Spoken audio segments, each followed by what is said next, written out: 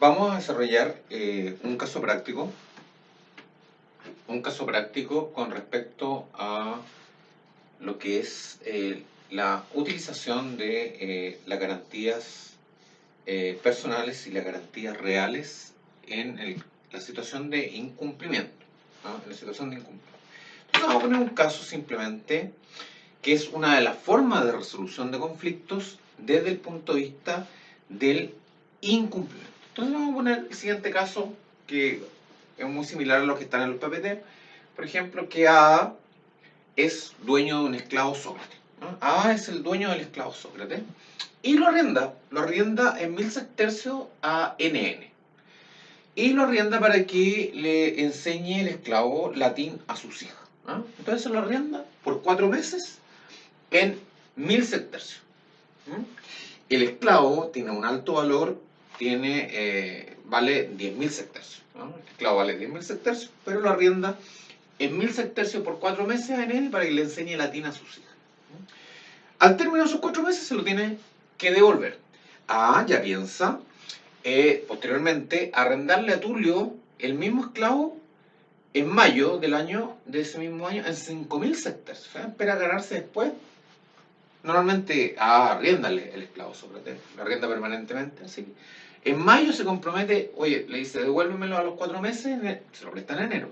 En mayo le dice, devuélveme, en mayo tengo que ya arrendarlo a Tulio, así que lo necesito. Bueno, pero no se lo devuelve, no le devuelve el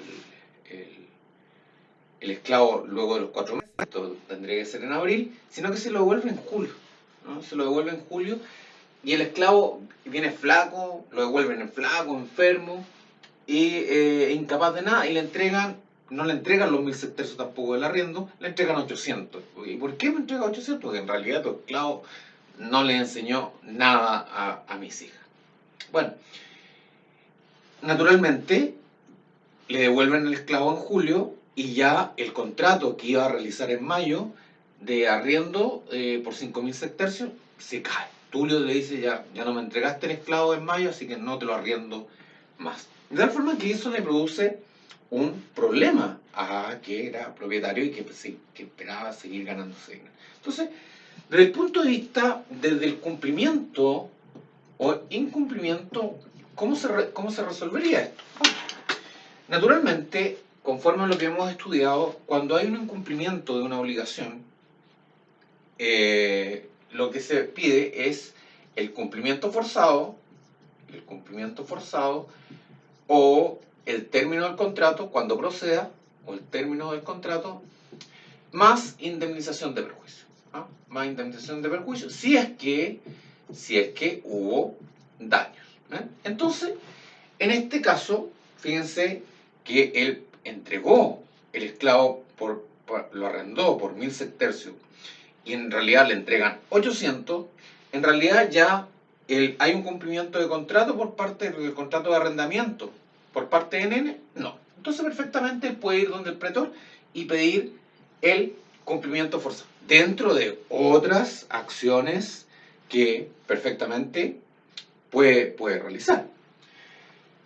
Pero ahora pide el cumplimiento forzado. El término del contrato, o puede haber el término del contrato, pero el contrato ya había terminado. Así que pide el cumplimiento forzado, es decir, que le entreguen no los 800, sino que efectivamente le entreguen 1000. Pero además, él puede pedir indemnización de perjuicios siempre que él estime que hay un daño. Y hay un daño, sí, efectivamente.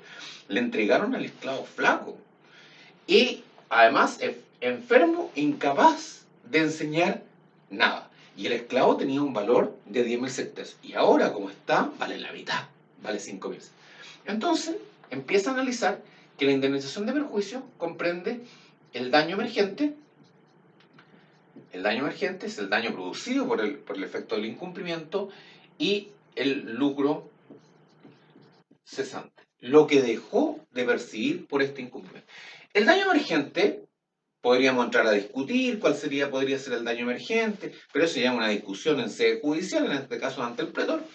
Pero desde ya él perfectamente podría alegar de que el daño emergente es el daño que le produjeron a su esclavo al devolvérselo, flaco y enfermo, incapaz de enseñar, de tal forma que primero iba a tener que recuperarlo y posteriormente recuperarlo, pensar eventualmente en volver a rentar. Entonces, de tal forma que, fíjense, un esclavo que valía 10.000 sestercios y que ahora se lo entregan y ya está evaluado en 5.000, el daño emergente perfectamente lo podríamos situar en 5.000 sestercios. Pero además, existe la posibilidad de lucro cesante. Entonces hay que analizar, bueno, ¿podría demandar de lucro cesante? Bueno, sí, fíjese que sí, el lucro cesante es lo que dejé de percibir por efecto del incumplimiento. Y en este caso, yo pensaba arrendárselo en mayo en 5.000 sestercios a Tulio.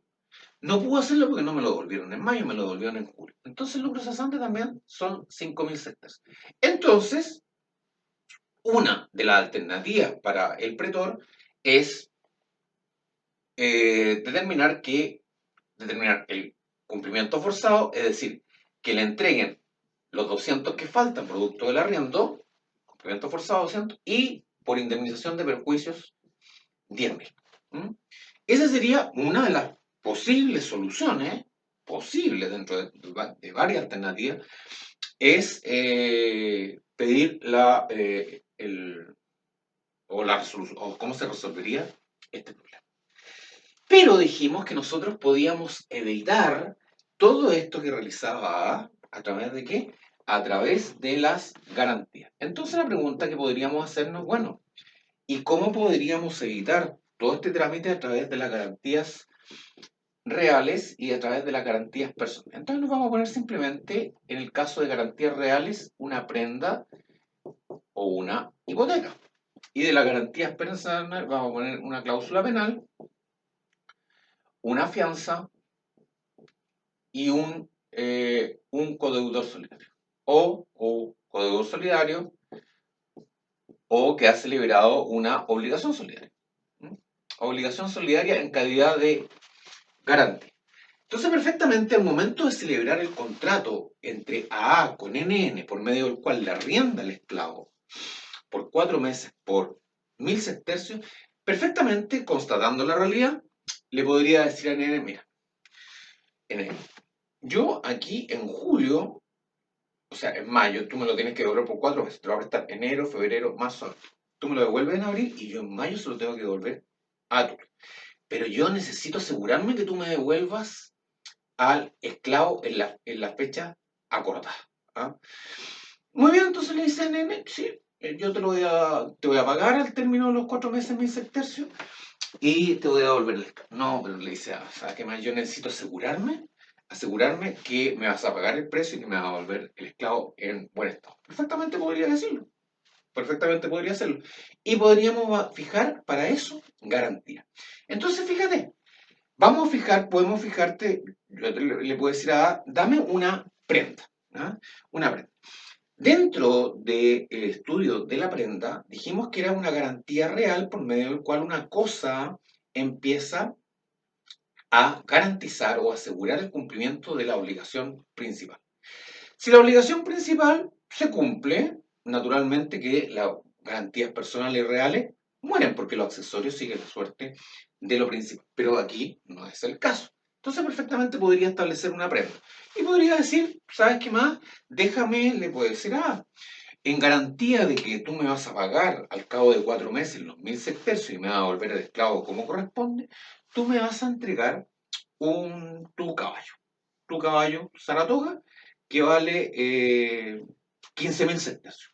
Y me lo vas a dejar en mi poder. Entonces, perfectamente puedes establecer una prenda a través de la entrega del caballo Saratoga.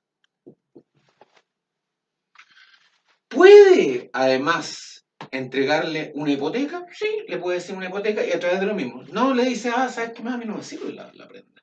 Quiero que me dejes una hipoteca. Una hipoteca. Perfectamente. ¿Puede ser a través del caballo Saratoga? Sí, perfectamente. La hipoteca puede caer sobre muebles e inmuebles. Ahora, que se use preferentemente para inmuebles, esa es otra cosa. Pero recaída puede dejar el caballo Saratoga, pero la diferencia entre la prenda y hipoteca en este caso es que el caballo Saratoga va a quedar en manos de NN. ¿Ah? En manos de NN. La prenda, la hipoteca. El caballo de NN. Oiga, y además puede, fíjate, yo necesito, le dice, necesito que me garantice por un caballo. Y NN le puede decir, pues yo no tengo un caballo.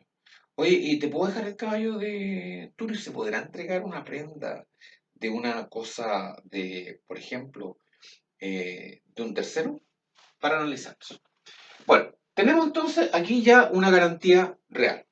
Una prenda o una hipoteca. La diferencia entre una y otra para efectos de este ejercicio es simplemente que la prenda significa el desplazamiento de la cosa a manos del acreedor, en este caso. En cambio, la hipoteca no, permanece en manos de el deudor, pero con todos los beneficios que entrega un derecho, un derecho real de garantía. Pero al mismo tiempo puede fijar unas garantías personales.